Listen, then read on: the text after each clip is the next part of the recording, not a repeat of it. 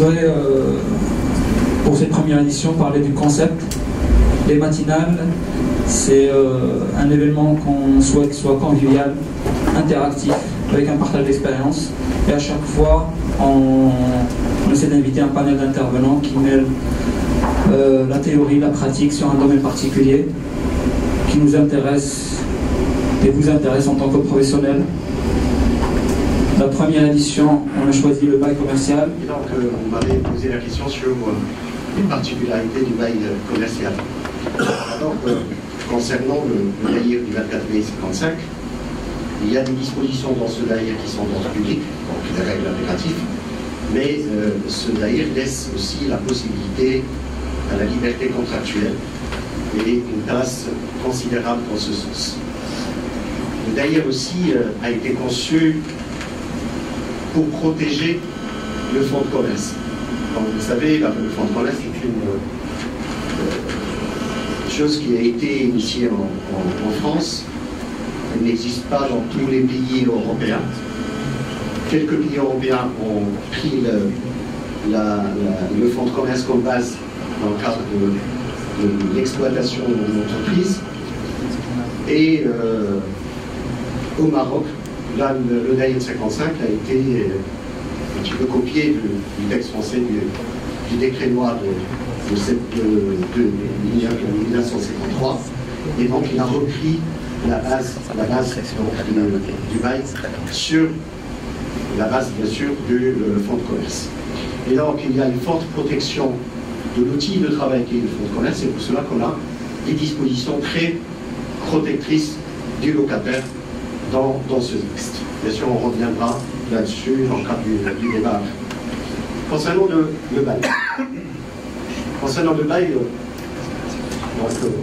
il y a un champ d'application du statut des baux qui est défini à l'article 1er du DAIR et qui nous donne, dans le cadre de la définition, 3 conditions essentielles. Il faut avoir un bail qui doit porter sur un immeuble ou un local, et avec bien sûr un fonds commercial.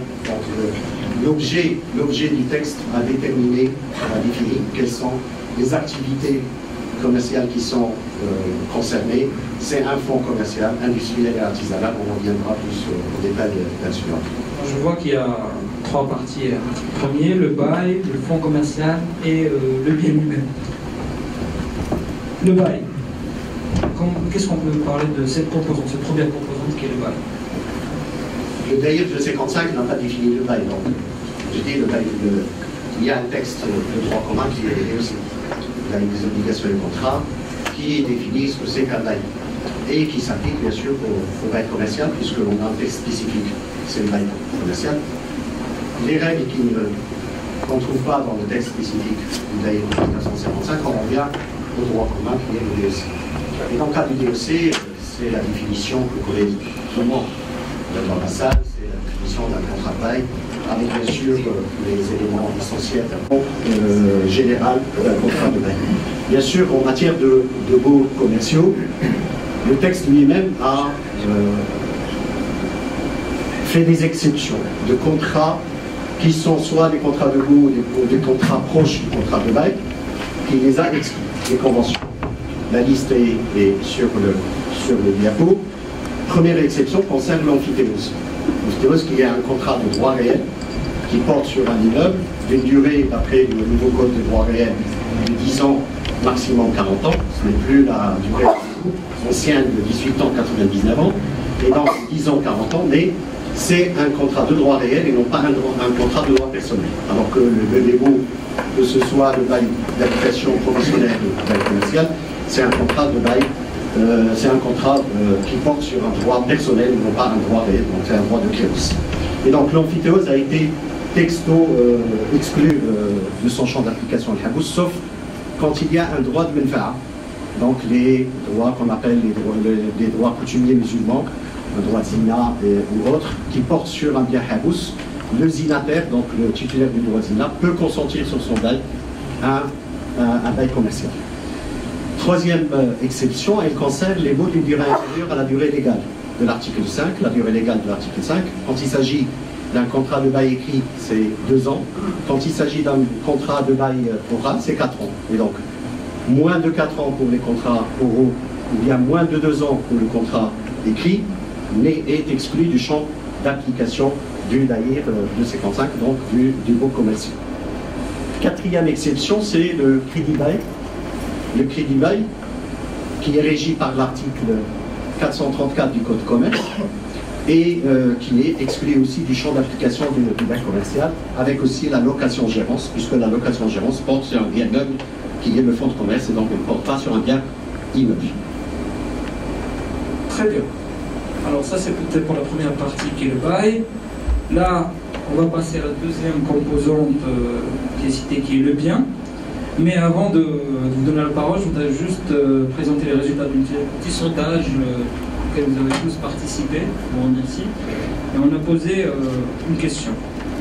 3 questions. La première question était: pour quel type de bien le bail commercial s'applique-t-il? Donc les résultats. Alors 100% d'audience disent que c'est pour le commerce, 87% bureau, 74% usine, ainsi de suite, jusqu'à l'appartement. Votre avis? D'autres domaines dans l'application du bail commercial.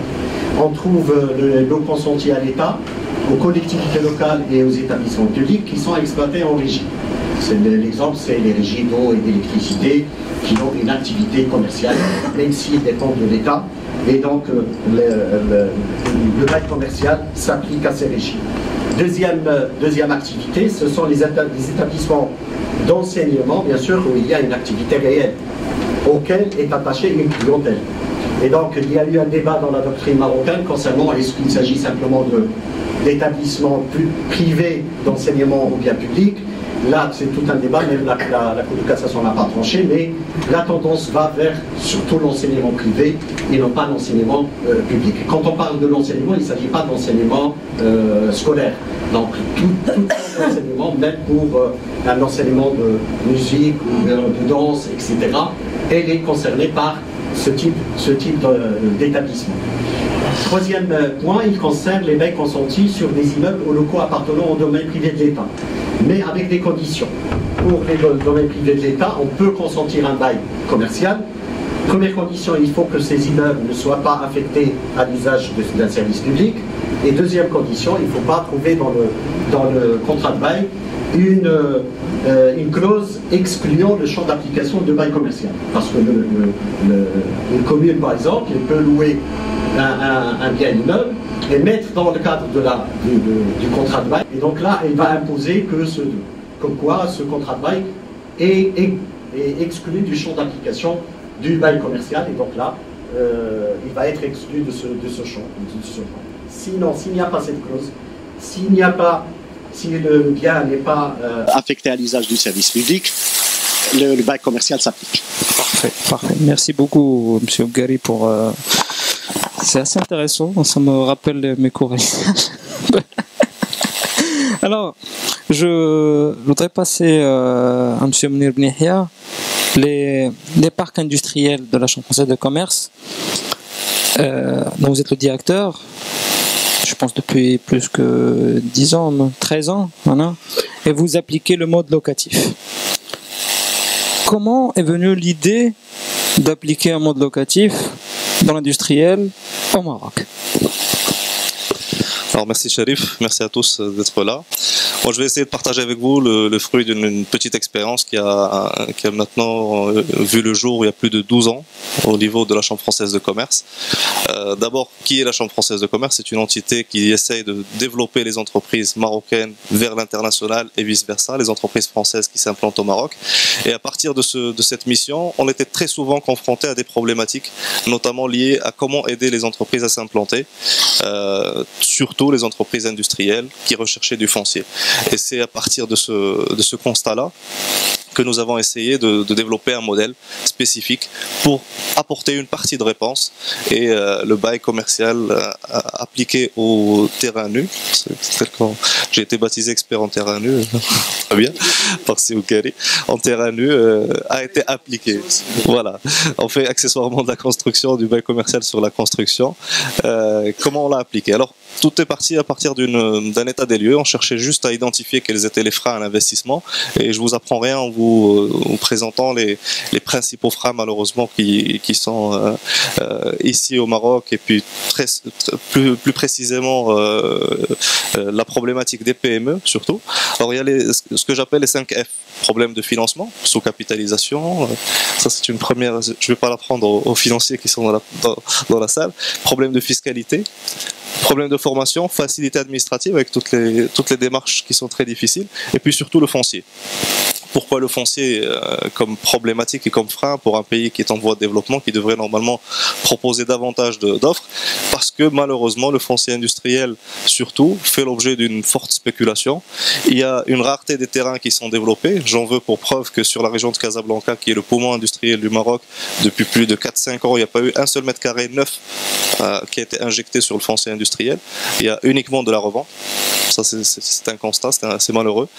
Il y a les coûts d'acquisition qui sont très élevés, de plus en plus élevés à cause de la spéculation, parce qu'il y a une injection de fonds qui est faite par l'État, par des subventions, mais malheureusement, ça ne profite pas aux PME. Et puis, il y a également une faible qualité des équipements. On voit de plus en plus de zones industrielles, il suffit de se balader vers Esber ou Sidi Barnossi ou autres, pour voir des routes totalement endommagées, pas d'éclairage, des problèmes de sécurité, de salubrité, tout ça. Alors, à partir de ce constat, on a essayé d'apporter une partie de réponse. Et on s'est lancé dans des études un peu à bâton ouvert en disant qu'est-ce qu'on pouvait faire pour apporter une partie de réponse à cette PME. On avait une entreprise qui veut décider d'investir, a le choix, soit d'acquérir un terrain, auquel cas ça a des avantages, ça a également des inconvénients. Comme avantage, quand on est propriétaire, il y a cette valorisation du patrimoine de l'entreprise, ça c'est quelque chose qui est indéniable. Les garanties réelles, notamment en termes d'hypothèque à apporter aux financeurs, que ce soit les banques ou autres. Il y a une déductibilité fiscale des loyers, parce que c'est une charge. Là aussi, il y a un gain qui est spécifique, encore faut-il que l'entreprise soit rentable. Il y a la baisse des taxes locales également, parce que là aussi, le terrain ne faisant pas partie de l'assiette, ça vient baisser un peu les taxes qui sont payées par l'entreprise. Et puis, qui dit location, dit un mariage de longue durée entre deux entités, un bailleur, un locataire, ce qui fait que vous avez la garantie d'avoir ce bailleur qui est là, qui a aménagé, qui va gérer et préserver la zone sur le long terme. Ça, c'était parmi les avantages. Par contre, il y a un revers à la médaille, c'est que face à un banquier, l'entreprise qui est sur un terrain loué a moins de garanties à apporter. Ça, c'est indéniable. Il y a également le fait qu'il y a une nécessité de maîtriser les délais de construction, parce que contrairement à un propriétaire de terrain, le terrain, à moins qu'il ait opté pour un financement bancaire, mais à partir du moment où il lui appartient, ça ne pose pas de problème. Par contre, quand il est locataire, le plus vite il développe le bâtiment et commence à l'exploiter, mieux c'est, parce que sinon ce sont des pertes sèches qui sont endossées. Et puis, malheureusement, il y a encore un constat qui est là, qui est certes malheureux, qui est celui de la précarité de la relation entre le bailleur et le locataire. Parfait. Alors, il y a eu ce constat, état des lieux, mais après, concrètement, comment vous avez résolu cette problématique? Ces deux questions, acheter ou louer. Alors à partir de ce constat, on a essayé de développer un modèle qui reprenne les avantages de cette formule en essayant d'atténuer les inconvénients. L'idée était d'opter pour du foncier locatif de longue durée, avec comme autre principe d'avoir une structure qui va assurer la gestion au niveau de ces sites industriels, et également un guichet unique qui assure l'interface entre l'industriel et l'administration. C'est à partir de là qu'on a essayé de monter un package qui est majoritairement formé d'une offre de location de terrain nu. Pour cela, on a proposé des terrains de longue durée avec des contrats très sécurisants pour les entreprises. Accessoirement, ces entreprises bénéficiaient d'un écosystème favorable avec des services pratiques qui leur sont donnés, que ce soit du gardiennage, du ramassage d'ordures, un certain nombre de prestations de facility management, mais également des prestations qui sont orientées vers leur personnel, de la restauration collective, des banques, une pharmacie, un médecin sur site. Il y a également le fait d'avoir mis en place un guichet unique, comme je l'ai dit, qui prend en main les démarches administratives depuis le début jusqu'à l'obtention des permis et des autorisations. Et puis, dernier volet qui nous a été permis surtout par notre partenariat avec l'État marocain, mais également avec nos bailleurs de fonds qui sont des banques, des compagnies d'assurance, des institutionnels qui ont cru en ces projets et qui ont investi de l'argent dedans, c'est qu'on arrive à afficher quand même des tarifs très compétitifs parce que déjà on accepte d'amortir sur du long terme nos infrastructures, mais également on fait profiter, les PME profitent, je dirais, de cette baisse de charges qui est induite par le fait qu'il y ait des subventions qui sont données par l'État marocain. Le terme peut-être galvaudé, je préfère pas trop l'utiliser, mais on appelle les mêmes choses de noms différents selon les années. Voilà, normalement c'était notre terminologie, mais là on est sur l'écosystème. Parlons d'écosystème. Juste à titre d'information, ce concept on l'a développé au début sur un premier site modèle pilote qui était celui de Bouskoura, dans la périphérie de Casablanca. Quelque chose comme 30 hectares à peu près, une centaine d'entreprises. C'était une opération qui a démarré en 2003 et qui au bout de 2-3 ans a connu une commercialisation totale, qui aujourd'hui est en pleine activité, je dirais, à la joie et c'est pas à déplaire à nos actionnaires. Ça c'était le premier site. Ensuite on s'est lancé dans une duplication du modèle au niveau de l'Atsah, toujours périphérie de Casablanca, 32 hectares, 120 terrains industriels. Avec une nouveauté, c'est qu'on y a intégré également des bâtiments. C'est pas limité au terrain nu. On sait faire également de la location de bâtiments prêts à l'emploi, là en utilisant le bail commercial. Et le dernier en date, c'est le projet de STATS. Nous venons de finaliser, l'aménagement d'un site d'une vingtaine d'hectares, avec 85 entreprises qui sont implantées, qui commencent déjà à s'implanter sur ce site-là, toujours sur cette formule locative. Actuellement, on a un projet en démarrage qui est sur Rothschild, avec une soixantaine d'hectares, quelque chose comme 190 entreprises industrielles. Et on y reprend un peu tous ces concepts, tous ces enseignements qu'on a fait mûrir pendant les 10 premières années, en rajoutant une composante écologique importante, parce qu'on ambitionne que ce soit le premier site labellisé HQE, haute qualité environnementale, en termes d'aménagement d'Afrique. Et ce sera, je dirais, une première opération qui se développera avec un niveau d'exigence de qualité un peu supérieur. Alors, les contrats, vous avez opté pour le modèle locatif, d'accord, mais quel type de contrat pour les parcs industriels? Alors, là on distingue les terrains nus et les bâtiments. Pour ce qui est des terrains nus, il fallait assurer à l'industriel qui investit sur un terrain qui ne lui appartient pas une certaine garantie, une certaine sérénité sur le long terme pour qu'il puisse amortir son bien sur une longue durée. À partir de là, on a monté, à l'époque où l'amphithéose était à 18 ans, on avait monté des contrats exprès à 17 ans, tout en laissant le droit de renouvellement entre les mains du client pour qu'il puisse renouveler pour autant de fois qu'il le souhaite le contrat de location.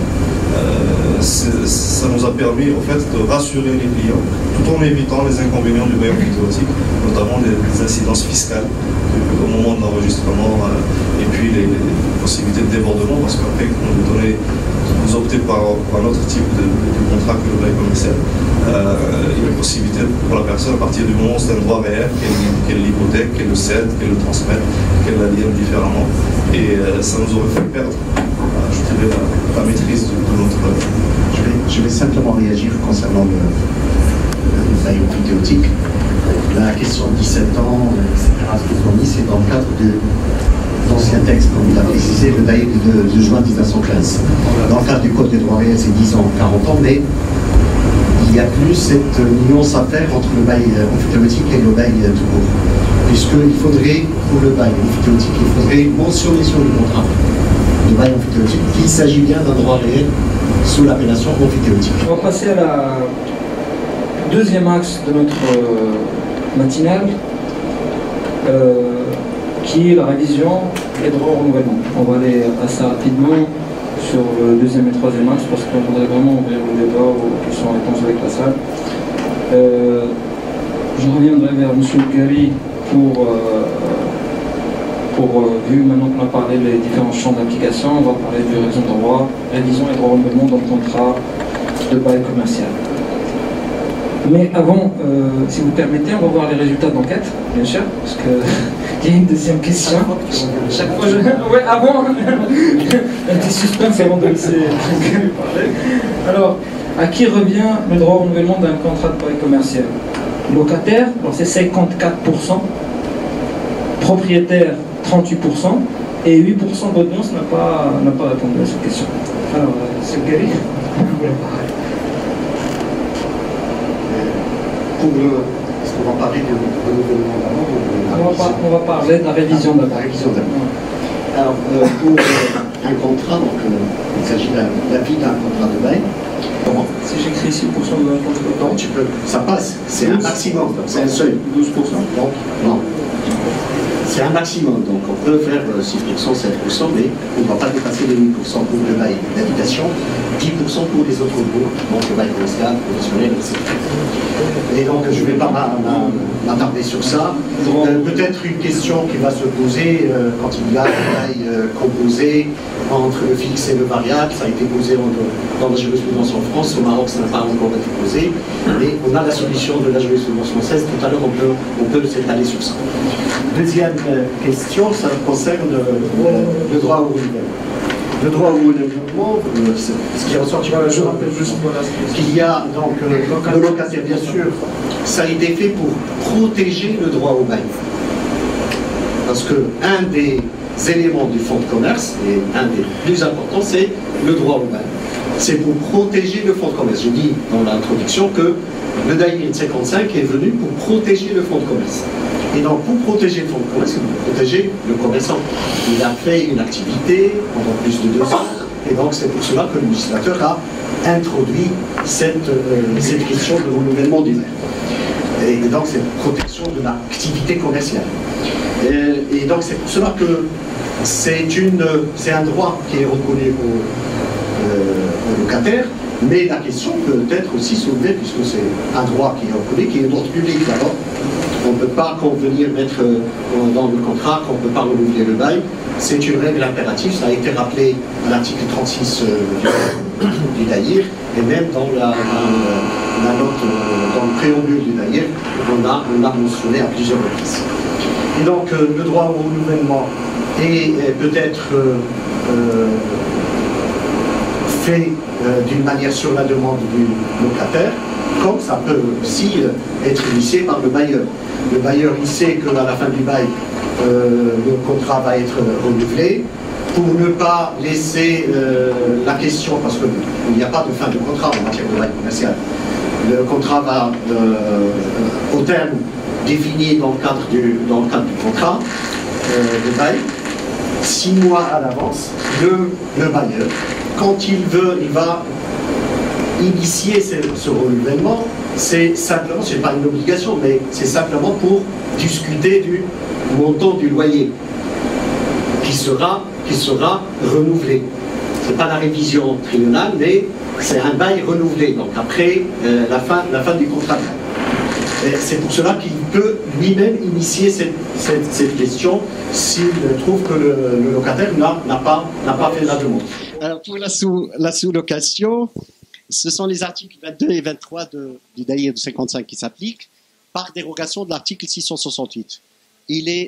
L'article 668 laisse le soin donc aux locataires de bénéficier de la sous-location. Donc là, c'est une liberté totale, mais l'article 22 a renversé cette question en disant que par dérogation à cet article 668, toute sous-location totale ou partielle est interdite, sauf s'il y a une clause contraire dans le cadre du contrat de bail. Et donc il a un petit peu renversé la situation qu'on trouve dans le cadre de l'article 668. Quels sont donc, quand il s'agit donc pourquoi on parle de location régulière, quand il y a donc autorisation du bailleur. Et donc il y a 2 conditions. L'autorisation du bailleur, elle doit être expresse et écrite d'après l'article 23. et bien sûr convoquer le bailleur à concourir à l'acte. Merci. Je ne vais pas donner beaucoup plus de détails. C'est parfait. Merci, M. Oughari. Simihia. Session de bail et sous-location au niveau des parcs industriels de la CFCM. Parlez-nous. Merci. Alors pour ce qui est de la cession de contrat de bail, de droit au bail, on a déjà eu quelque chose comme 10% à peu près de turnover pour de clients qui ont cédé leur construction et droit au bail à des repreneurs avec l'accord du bailleur. Là, je tiens à distinguer deux cas de figure et qui, à mon sens, sont deux lectures des experts à chaque fois qui étaient derrière les opérations, les experts juridiques, les notaires. Il y a une première lecture qui disait il s'agit d'une cession de deux éléments. Le premier élément étant le droit au bail et le deuxième étant la construction. Le droit au bail étant le principal, la construction étant son accessoire. Et au niveau de l'acte de cession, il distinguait bien la valeur de chacun de ces éléments qui ont été cédés, notamment pour des raisons fiscales liées à la TVA. La TVA qui grève la construction et non pas le droit au bail. Ce qui fait que là, c'est une première lecture, considérer le droit au bail et les constructions de manière distincte, mais tout à fait liées dans le même acte. On a déjà vu des interprétations comme ça, d'ailleurs même des experts qui ont rédigé des actes de cession auxquels nous avons concouru, où on donnait comme accessoire au contrat de cession notarié une facture, pour clarifier de manière claire et évidente la partie construction pour le côté TVA. Après, il y en a d'autres qui disent non, la construction ne peut pas être cédée dans ce cadre-là, parce qu'ils appliquent une règle qui est générale, de dire que tout ce qui est construit sur le terrain appartient au propriétaire du sol. De ce fait, le cédant n'a pas la faculté de céder les constructions et considère la totalité de la valeur comme seule et unique, et ils appliquent quoi, c'est un droit au bail qui est cédé. La finalité est la même, la lecture juridique est différente, l'impact fiscal est différent. Ce qui fait que je laisse les deux courants subsister et on verra bien qui se fera redresser par le fisc surtout. Voilà. Ça par rapport à l'aspect de la cession. Voilà. Après, comme je dis, ça c'est par rapport à l'aspect cession. Surtout, il faut assurer la liberté aux gens de pouvoir céder, bien sûr avec un certain nombre de contraintes et de verrous qu'on a mis en place, notamment le fait qu'on doit concourir à l'acte, qu'on doit agréer le repreneur en amont avec un certain nombre de conditions. Pour ce qui est de la sous-location, règle générale, c'est que la sous-location est interdite. On ne l'autorise pas parce que on perdrait tout contrôle sur ce qui se fait sur nos terrains. Il y a un exemple chez vous. Voilà. Il y a une exception, j'y arrive, où nous avons, avec le concours d'un investisseur français, réalisé une opération mixte où nous mettons à disposition de cet investisseur un terrain loué sur lequel il a construit des locaux industriels qu'il propose en location, c'est-à-dire en sous-location en fait. Et là, on a porté comme condition qu'on soit à chaque fois informé de la qualité des clients qui s'implanteraient chez lui, et puis de concourir à l'acte de manière systématique.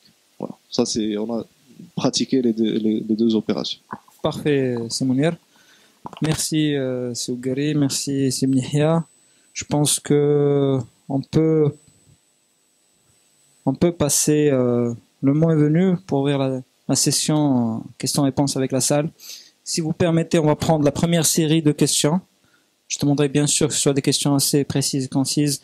On essaie au maximum de respecter notre timing. On est vraiment à 90% dans notre timing. Alors, essayons d'aller vers des questions. Première série, que ce soit pour Simihia, pour M. Oughari.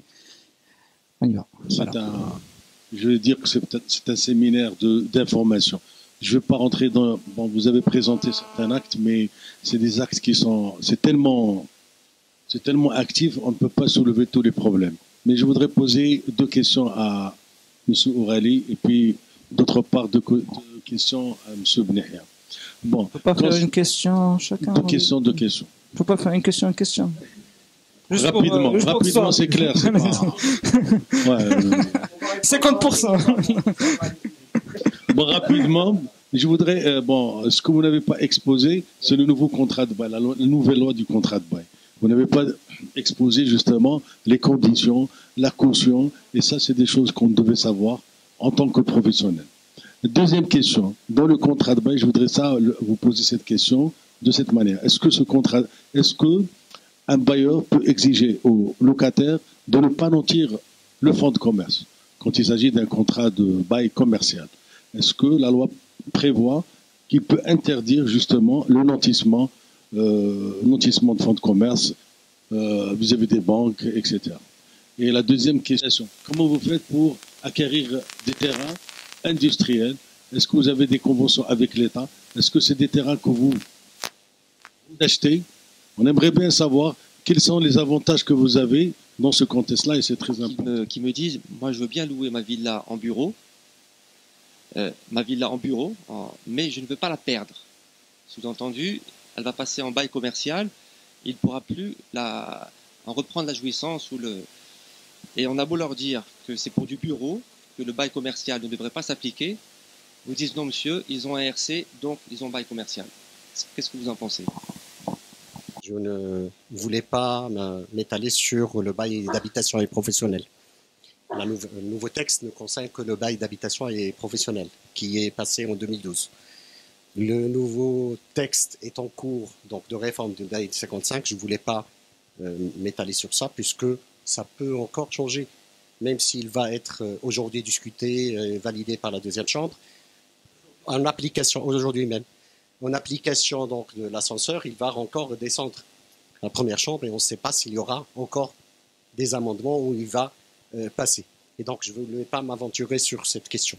Mais pour répondre à la question de la caution, donc des garanties, on les a aussi dans le cadre du bail commercial.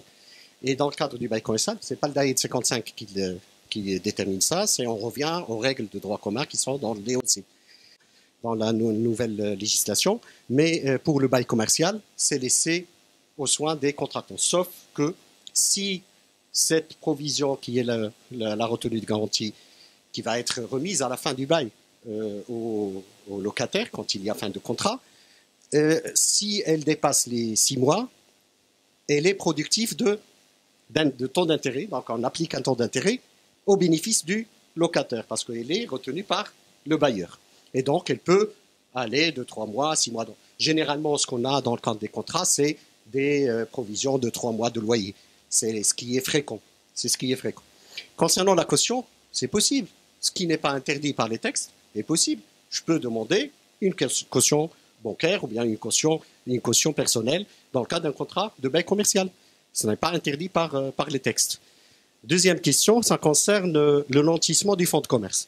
C'est un des droits qui est reconnu aux titulaires de fonds de commerce. Donc, le nantissement, c'est le moyen d'obtenir un financement et suite à ce financement, il va demander un crédit bancaire pour avoir ce crédit et pour développer son commerce, il va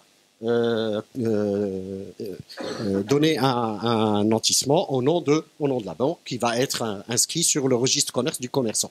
Et donc, c'est un droit reconnu au locataire et ça peut être, ce n'est pas interdit dans le texte. Parce que le texte ne parle que de la cession du bail avec la cession du fonds de commerce. Ce n'est pas interdit, mais puisque c'est un droit reconnu aux commerçants, je ne pense pas que le juge s'il y a un litige, je ne pense pas que le juge va accepter cette interdiction, puisque ça rentre dans le cadre du développement du fonds de commerce et il y a une forte protection du fonds de commerce dans ce cadre-là. Troisième question, je réponds aux questions et vous pouvez réagir après. Troisième question, ça concerne les villas transformées en bureaux. Il faut faire la distinction entre deux choses. Est-ce qu'il s'agit donc d'un bureau où il y a le siège d'une société, où il y a une activité commerciale, c'est le DAIR 55 qui s'applique. Si c'est un bureau où il y a exercice d'une profession libérale, c'est l'autre texte de bail d'habitation et professionnel qui s'applique. Mais dans les deux cas de figure, il y aura toujours possibilité de renouvellement. Même pour un bail professionnel. On n'applique pas le DAIR DL 55, mais dans le texte qui a été modifié, même le DAIR 1980, l'ancien DAIR, a été modifié en 1997 et qui a donné la possibilité aux professionnels de bénéficier du renouvellement, dans des conditions bien sûr. Cette question a été réitérée dans le nouveau texte de 1992. Et donc, dans les deux cas de figure, il y a cette possibilité de renouvellement qui est imposée. Sur chaque opération, on crée une structure de gestion qui est sous forme de société anonyme, dans laquelle on vient investir par les fonds qui nous sont apportés par nos actionnaires, qui sont des banques, des compagnies d'assurance, et l'État parfois des entités comme la CDG, Medz ou les communes qui sont partenaires du projet. Ces sociétés-là, étant des sociétés anonymes, exercent une activité commerciale de valorisation des terrains sous forme de lotissement ou de bâtiments industriels, et puis les mettent en sous-location auprès des industriels. Voilà, ça c'est grosso modo notre mode opératoire. Pour ce qui est des avantages que nous recevons, je l'ai expliqué tout à l'heure, ce sont des subventions qui sont données dans le cadre d'un concours à projet à l'échelle nationale, où l'État peut apporter jusqu'à 10% du projet, et c'est quasiment un système annuel qui se fait. Chaque année, il y a un appel à projet, et chaque région propose un projet qu'elle va soutenir et qu'elle va défendre. Et ce projet se verrait, à partir de là, je dirais, recevoir une prime de 10% sous forme de subvention, sachant que, comme je l'ai expliqué, au niveau de nos projets, on essaie de faire profiter de cette subvention, profite surtout à la baisse du prix de location qui est accordé aux industriels. C'est comme ça qu'on essaie d'opérer. C'est un modèle qui a le mérite d'exister, qui marche, qui est dupliqué une fois, deux fois. Aujourd'hui, on en est à 4. Ça fait au total quelque chose comme 140 hectares. Ce n'est pas la seule. Les deux systèmes de propriété et de location doivent subsister l'un à côté de l'autre, mais ça apporte une partie de la réponse, surtout pour les PME. Madame Bazi, merci pour ces interventions qui combinent à la fois la théorie et la pratique. Bon, si on a un constat à faire aujourd'hui sur l'application du DAIR 255, selon moi, il crée un véritable déséquilibre entre les droits et les obligations des locataires et des propriétaires. Ma question s'adresse à vous plus particulièrement, Monsieur Benahia, en qualité de propriétaire des terrains, des locaux pour le compte de la Chambre de commerce. Est-ce que vous avez l'occasion de faire face de manière régulière à des refus de renouvellement, qui on sait est un droit d'ordre public, et l'on sait que le droit de renouvellement doit être motivé dans des conditions bien particulières. Si c'est le cas, comment vous y faites face, puisque le propriétaire est censé payer une indemnité d'éviction? Et la deuxième question, c'est l'évaluation de cette indemnité d'éviction. Alors, pour rebondir à ce qu'a dit Madame Khabbaj, j'aimerais savoir, c'est vrai que par rapport à la TVA, c'est un problème que l'on a, qui est très récurrent par rapport aux propriétaires, par rapport également aux locataires, de savoir par rapport aux locaux commerciaux, par rapport aux bureaux, est-ce qu'ils sont aménagés ou pas, est-ce qu'ils sont loués justement, on parle de clim, enfin c'est vraiment, on rentre des fois dans des détails qui sont assez surprenants. Est-ce qu'on peut avoir justement un point sur la TVA pour mettre les choses au clair, que ce soit pour les bailleurs et pour les locataires? Merci. L'administration fiscale ne conçoit pas les choses de cette manière. On a d'ailleurs posé la question de manière claire, explicite, et j'ai une lettre du DG des impôts, directeur général au niveau de Rabat, sur ce volet-là, où il considère à partir du moment que c'est des locaux qui sont à usage industriel, commercial, sont soumis à TVA. Tout type de location, que ce soit garni, meublé, pas meublé, c'est soumis à TVA. C'est clair et explicite, il n'y a pas de... On a posé la question pour les terrains et on a posé la question pour les locaux commerciaux et les bureaux et les bâtiments industriels. Et la réponse a toujours été constante et la même. Cette notion de dire est-ce que c'est garni ou ça ne l'est pas ne tient plus devant le fisc. Moi, je veux même partir sur une chose une idée plus loin en disant est-ce que à partir du moment où on essaie de professionnaliser ce métier en créant des structures, des sociétés anonymes, des SARL, qui vont porter des biens et exercer cette activité de bailleur, est-ce que ça ne reviendrait pas à dire qu'on va créer une activité qui est totalement hors du champ de TVA si on faisait que de la location de terrains nus ou de bâtiments non garnis? Ouais. Vous voyez, là on se porterait dans des considérations un peu différentes. À partir de ce constat, il vaut mieux dire on est dans le champ de la taxe par rapport à la TVA, on applique la TVA. On paye de la TVA quand on construit ces bâtiments, quand on les équipe, quand on les viabilise. Là aussi, il y a des pistes qui sont autorisées par le Code général des impôts, notamment le fait de créer une nouvelle structure. Vous avez, pendant les 2 premières années, la possibilité d'investir en hors taxe, ce qui règle un peu la problématique de la TVA, du crédit TVA qui était posé à un moment. Ça, c'était un premier volet. Et deuxième volet, à partir du moment où vous louez, là-dessus, je n'ai aucune ambiguïté, je suis certain, on applique la chose depuis des années et on a même eu, je dirais, des contrôles avec l'administration fiscale qui ont confirmé cette position-là. Attention, il y a des bailleurs qui se sont fait redresser sur leur chiffre d'affaires à cause de la TVA. Voilà. Après, côté fiscal, il y a un autre volet qui est un peu moins clair, sur lequel on est moins tranchant, c'est quid de la taxe professionnelle, l'ancienne patente. À partir d'un moment, tout le monde appliquait la patente uniquement au locataire, parce que c'était lui qui exploitait, mais à partir du moment où vous, en tant que bailleur, ce bâtiment ou ce terrain, c'est un peu votre outil de production, on a vu l'administration fiscale réclamer une patente aux deux sur les deux éléments. Pour ce qui est de la question sur le renouvellement, pour l'instant, comme on est sur des contrats de longue durée, la première expérience a démarré en 2003-2004, on n'a pas encore atteint la date de renouvellement, mais comme je vous ai expliqué, ce n'est qu'une première échéance et que... Je voudrais d'abord bondir sur la question donc, de la protection du locataire dans le cadre du Daïr de 1955. Il faut mettre le Daïr de 55 dans son contexte. Il y a dans le cadre... En 1955, c'était la forte protection du fonds de commerce. Comme vous le savez, le fonds de commerce est une création française. La forte protection du fonds de commerce vis-à-vis des autres pays européens concernant quand on ne peut pas faire une loi unifiée en matière de bail commercial parce qu'il s'agit de la propriété. Mais dans les autres pays européens, on ignore ces questions. En Allemagne, par exemple, il n'y a pas de fonds de commerce. C'est le contrat de bail qui est connu dans le DOC qui s'applique à tous les loyers, à toutes les formes de baux. Il n'y a pas d'indemnité d'éviction. Le renouvellement, il peut se faire, mais dans le cadre du contrat. C'est une liberté totale conventionnelle. En Espagne, on avait la notion d'entreprise et non pas de fonds de commerce, mais dans le cadre de la réforme en 1995, l'Espagne est allée vers la libéralisation, vers une liberté dans le contrat. Et donc, c'est le contrat qui détermine les questions concernant à la fois le renouvellement et aussi qui concerne l'indemnité d'éviction qui est plafonnée. La Belgique même, qui a suivi la France dans le cadre de la protection du fonds de commerce, au niveau de l'indemnité d'éviction, elle a plafonné ça. C'est la France seule en Europe qui protège, jusqu'à aujourd'hui, qui protège trop le fonds de commerce et le preneur du bail. Et on est dans cette tendance même au Maroc. Le projet actuel, la proposition, chaque fois je parle de projet parce qu'on a pris l'habitude, c'est le gouvernement toujours qui propose des textes. C'est le premier texte qui passe, qui va passer sous forme de proposition de loi.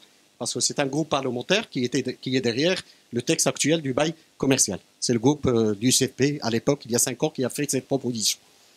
Mais ce texte, il va plus vers le renforcement de la protection du preneur du bail.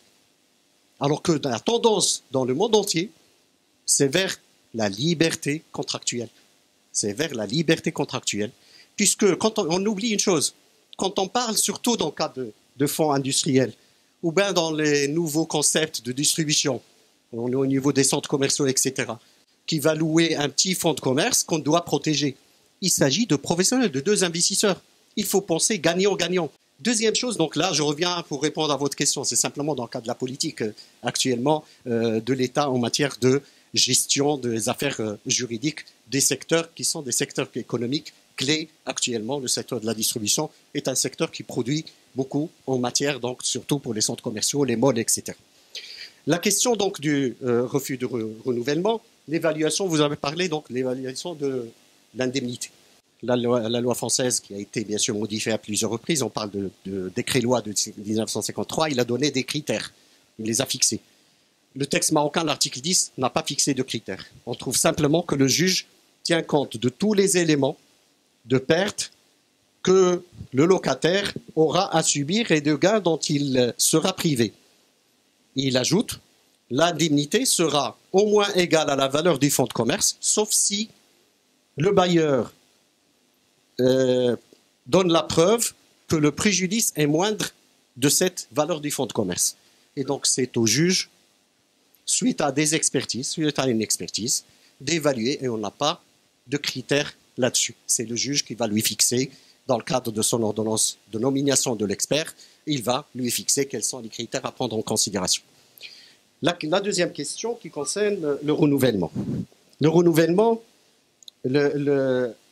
quand il y a un renouvellement, je réponds à Badr, qui a parlé. Donc, chaque fois qu'on va renouveler, si c'est le renouvellement qui vient du propriétaire bailleur, donc ça va être toujours un moyen d'augmenter le loyer.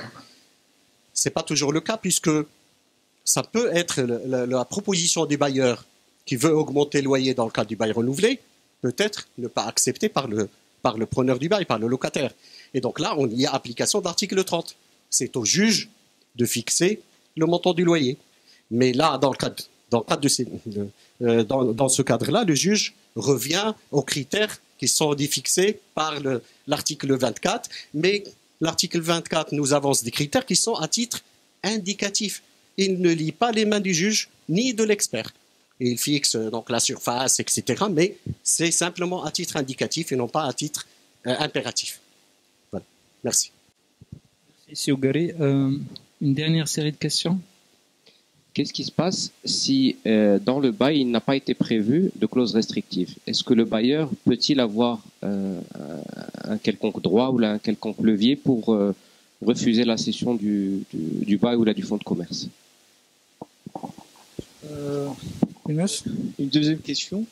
Est-ce que la notion de durée ferme existe réellement dans le Daher de 1955? Deuxième question après TVA que j'attendais. Voilà, donc parce que c'est intéressant en fait de voir un petit peu comme le Daher de 1955 protège les intérêts des locataires.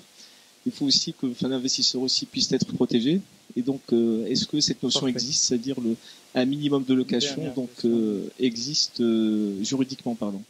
Dans quel cadre le bailleur peut-il le sortir? Est-ce qu'il a des indemnités à donner ou comment ça se passe? On doit peut-être parler de quels sont les recours du bailleur. Nous, tels que nous, on les applique. Après, je laisse Ougari parler du cadre législatif de manière générale. Nous, on a essayé de restreindre la chose en incluant des clauses, notamment le fait que le bailleur a un droit de regard en cas de cession, sauf le cas de la cession, comme ça a été dit par Ougari, du fonds de commerce. Là, on ne peut rien, même si on avait mis des clauses, c'est nul et non avenu, ça ne vaut rien au niveau du texte, parce que c'est la loi qui s'applique. Il a le droit de céder son fonds de commerce. Par contre, il faut nuancer ça par le fait que qui dit cession de fonds de commerce, c'est-à-dire que c'est une continuité de la même activité. Et à partir de là, si Ougari l'a dit, si jamais la personne qui reprend le fonds de commerce change d'activité, là ça peut commencer à apporter un début de preuve ou de faute grave que le bailleur peut utiliser devant un juge. Ça c'était le premier cas. Deuxième cas, celui de la cession du droit au bail. Là on est un peu regardant au niveau de l'activité qui est exercée, de la solvabilité surtout du nouveau locataire, parce que l'idée n'est pas d'enlever un locataire et de le substituer par quelqu'un qui va peut-être demain nous faire tomber dans des problèmes de paiement. Et à partir de là, on demande à ce qu'on concourt à l'acte et qu'on agrée l'activité. Il nous est arrivé de refuser des cessions parce que la personne ou le projet qui nous était présenté ne remplissait pas les critères. On a essayé d'atténuer ça par le fait de nous placer en second niveau. Oui. À partir de ce moment, vous avez un cahier de charge, vous le remplissez, vous êtes éligible, vous ne le remplissez pas, vous ne l'êtes pas, et on est un peu prémuni contre ces cas-là.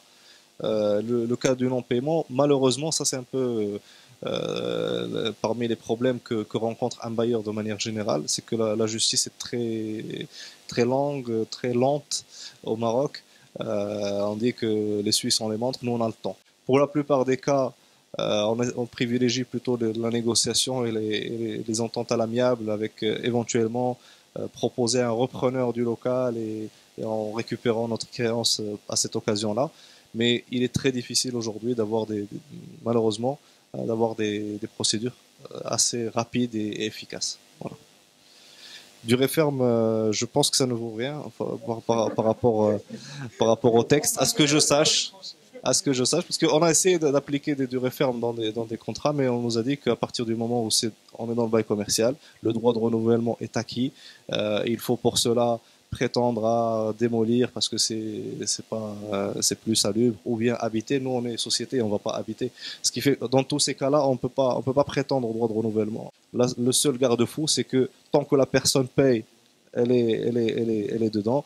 À partir du moment où elle ne paye pas, ou elle change d'activité, ou elle exerce quelque chose qui est grave, là on commence à avoir des raisons pour pouvoir l'évincer. D'abord, je vais reprendre je ne reprends pas ce que vous avez dit, donc j'adhère à la totalité. C'est simplement pour être plus clair. Concernant la fin du contrat de bail, moins de 2 ans, c'est possible. Ce n'est pas un contrat de bail comme ça. Donc on parle donc de contrat de bail à partir de 2 années pour un bail écrit et 4 années pour un bail oral. Et donc, pour cette question, pour le bailleur, il ne peut pas refuser de renouveler le bail parce que c'est d'ordre public. L'article 36 est clair là-dessus. Concernant cette fois-ci le locataire, si on fait un contrat de bail ferme, généralement ce qu'on fait ici dans le cadre de la pratique, on reprend ce qui existe en France, le système 369, qui n'existe pas au Maroc. 369, c'est une règle de texte de loi en France qui donne la possibilité au preneur du bail, qui est le locataire, la possibilité au bout de 3 ans de quitter sans aucune indemnité. Il fait simplement un préavis de 6 mois, donc il peut quitter. Ici au Maroc, donc c'est soit on va faire ce système, c'est possible, même si ce n'est pas prévu, mais on n'aura pas la règle impérative qui est impérative dans le cadre du droit français. Mais c'est une règle contractuelle qu'on va appliquer. Ou bien on va appliquer un bail de 5 ans, comme ça a été avancé. Au bout de 5 ans, donc c'est un bail ferme pour les deux parties. On est dans un cadre contractuel. Et donc le locataire doit rester dans les locaux pendant 5 ans. Qu'est-ce qu'il lui fait? C'est simplement, il doit faire un préavis 6 mois à l'avance pour quitter les lieux. Et donc si le préavis provient du locataire, donc il n'y a pas d'indemnité d'éviction parce que c'est lui qui veut partir. Mais est-ce que vous trouvez qu'il y a un locataire qui va vouloir partir à partir de 5 ans sans indemnité d'éviction? Bien sûr, le bailleur peut le poursuivre parce que c'est un contrat ferme. C'est un contrat ferme. Il peut le poursuivre pour les montants de loyer non payés. Parce que dans le cadre... Oui, dans le cadre d'une... Bien sûr, on sort du bail commercial. On est dans le cadre... Oui, mais on est dans le cadre d'obligations contractuelles. Et on en applique ici le DOC. Et on applique ici le DOC. Oui. Non, c'est une opération dans le cadre de responsabilité contractuelle. Parce que c'est une faute grave en matière... une faute contractuelle. D'accord? Deuxième question, ça concerne le recouvrement de loyer. C'est ça. Dans le cadre du recouvrement de loyer, il y a un texte sur cette question qui s'applique à la fois pour l'habitation professionnelle et le commercial, qui donne une procédure qu'on peut poursuivre s'il y a un contrat écrit, signé des deux parties, etc. Légalisé, etc. On peut faire appel à cette voie de recouvrement plus rapide. Le problème, c'est que ce n'est pas simplement le recouvrement du loyer qui pose un problème. Parce que dans le cadre de cette procédure, si on veut expulser sur la base de motifs graves, il faudrait refaire cette procédure à plusieurs reprises.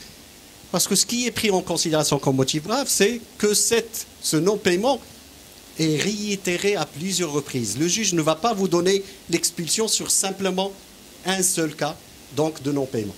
Et donc, mais parfois, c'est une procédure qui taxe des bailleurs, surtout dont je parle donc de centres commerciaux où des locaux peuvent rester fermés. Un local fermé dans un centre commercial, c'est une perte sèche pour la politique commerciale du centre commercial. Et donc, c'est pour cela que ça pose énormément de problèmes. Et cette question, il faudrait initier aussi les juges pour aller plus vite dans le cadre de ce cadre-là, ou bien avoir des juges spécialisés dans le cadre des baux pour pouvoir faire avancer le dossier le plus rapidement possible. Merci. Merci, Sougari. 2 derniers points. Save the date. Alors, retenez la date du 22 mai 2015 pour le prochain séminaire ICH qui va être, dites-moi Sougari. Il va avoir lieu, si nos amis de la Chambre vont encore nous accueillir, le 22 mai 2015 à la Chambre française CIM, à Casablanca, merci le temps. Donc on va travailler toujours en demi-journée, à partir de 15h, ça sera un vendredi. tout le monde est invité. Bien sûr, il faut visiter le site de l'ICH, www.ich.ma. Vous aurez toutes les informations sur le séminaire. Il faudrait s'inscrire. Il y aura une fiche d'inscription et avoir la confirmation. Donc, ça ne sera pas payant. Donc, c'est simplement une confirmation de votre part et aussi une confirmation parce qu'on a un nombre limité. Les thèmes qui seront abordés, je vais limiter à 200. Si la salle peut contenir les 200 personnes. Les thèmes qui seront développés jusqu'à aujourd'hui, il y aura peut-être une petite modification. C'est toujours le cas de la conjoncture économique et la dynamique immobilière. On va aussi traiter de nouveaux référentiels de la Direction générale des impôts appliqué à Casablanca et qui sera étalé sur tout le territoire national. On va parler, deuxième axe, ça va être, il y a une réforme actuellement de la copropriété, la loi 1800, elle est au Parlement. On va parler de ce projet de réforme. Et la troisième partie sera sur un nouveau projet de texte qui concerne les OPCI. Voilà donc les thèmes qui seront abordés. Tout le monde est invité à participer avec nous à cette activité. Merci. Merci Sougari. Alors pour les matinales, on revient, Inch'Allah, le 4 juin 2015 pour la deuxième édition. Le thème, l'immobilier industriel. Je tiens à la fin à vous remercier tous, parce que toutes les bonnes choses ont une fin, les mauvaises choses aussi. J'espère que la crise économique est derrière nous. Merci à notre panel, merci aux partenaires. Je le cite, Guinan Kangel, CRI, ICH, Lamai, Imogeo, Challenge. Suivez-nous sur les réseaux sociaux, Matinal avec SIE, le hashtag Matinal IE. Vous pouvez suivre les photos, les interventions, télécharger la vidéo, etc.